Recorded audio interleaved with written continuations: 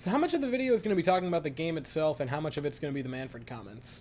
Like 10 to 90. Hi, I'm Weston. I love talking about the Astros, and I'm here to talk about Game 76 of the regular season, where the Astros lose 3-2 to the Los Angeles Dodgers in a game where the 10-run curse continues. I don't understand how this team so consistently will drop 10, have a night that is genuinely unreal offensively, where they just curb the other team, and then will immediately follow it up with one of these type games. Are they what, 7 or 0-7 now in games where they've scored 10 runs, or following games where they've scored 10 runs? It's actually ridiculous. With the regularity they do it with is insane. Like, I genuinely don't think there's another team that does that to any close degree. The offense was terrible. They had 2 good at-bats. They were Dubon and Tucker's home runs that were back-to-back. They had 3 total hits tonight. And I do say at-bats very specifically because Bregman looked good. He drew a pair of walks. Billy Bean special over there with Alex Bregman going 0 for 2 but with a pair of walks, so that OBP at 500. Neato Spaghetto. To finish talking about the offense, I thought it was weird that, or I think it's weird that for a second consecutive game, Dubon starting at first. I don't know why Abreu's on the bench for back-to-back games and an off day. Like, the off day you had to be, but I don't get it. I don't understand why at the start of the year when he was batting sub 200, we benched, like, they just put him out there every game, and then all of a sudden recently, past month, he started to heat up, and now you bench him in back-to-back game. I don't get it. Make it make sense. McCormick had a hit, by the way, which I'm just throwing out there because I like McCormick, and I like to be happy about things. Pitching-wise, JP France wasn't great. It wasn't a masterpiece. 3 runs in 6 innings against a team like the Dodgers. That's a good night. That's fine. That's not disaster. That's not bad. That's a very, very winnable game. The staff was great. Stanek would come in relief, pick up 3 strikeouts in his inning of work. Nothing too shabby there. And Hector Neris picked up a strikeout in his 1-2-3 inning. Hector Neris, underrated how good he's been for the Astros this season. Super underrated click signing. I think might be one of the best low-key signings of the past couple seasons. Like, I was not familiar with Hector Neris until Click went out and got him last offseason. And then, man, fantastic for him. Last season, amazing postseason run, helps him win that ring. And now this season, near a 1 flat ERA, 1.16, fantastic for Hector Neris. And that's all I have to say for the game, because it was just not that interesting.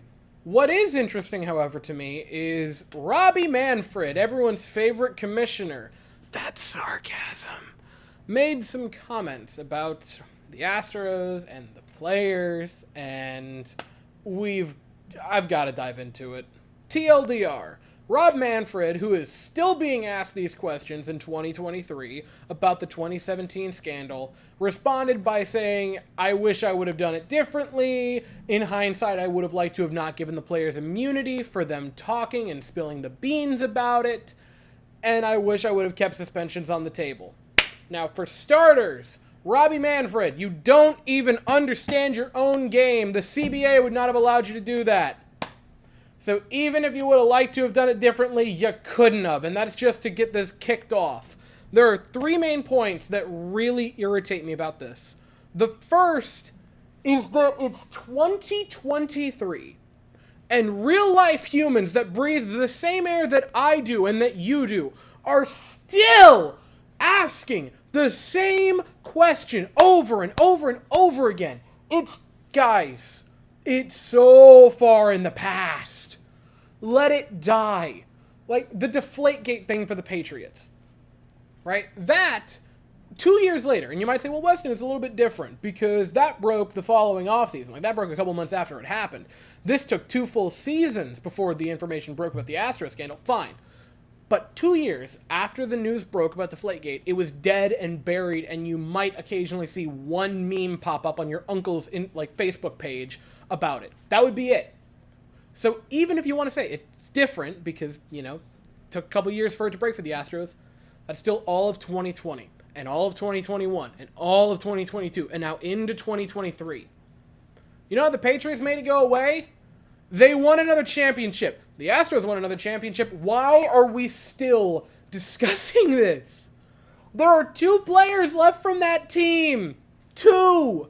There are 2 of them. It's just infuriating to me that people are still 6 years removed grabbing the low-hanging fruit of this and asking the same stupid questions to get the same stupid Bird app users in a frenzy to get cheap clicks.